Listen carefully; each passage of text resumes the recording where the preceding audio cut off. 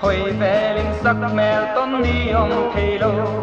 rồi khó quy căn lên ná lại tua lăn mô hin lại ru ca y lũy thấy xì lô hồi ăn nghe môi chuan bị thiên lệ mẹ phát môi ăn hin lại na adam ma na lam tuang tung an han in tong ila di pu te o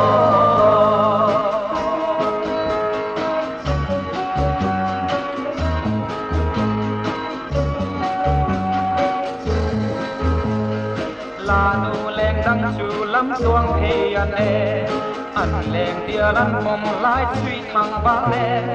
ma se cây giống ca hoi vai si thủy chia lâu ta rin ching khoa là em đi mà te min liam san le val moya hin lai na adam na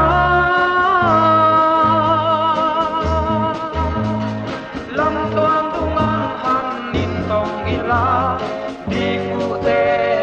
o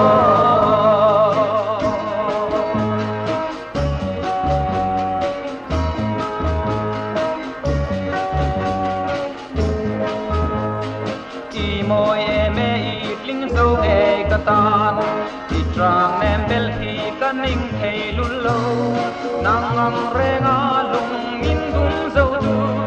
ít ching dâu ăn om lâu qua belang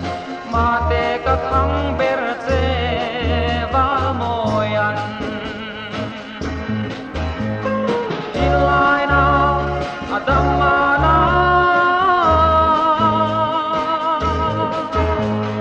lam toang tung an han in tong ila di pu te o in lai na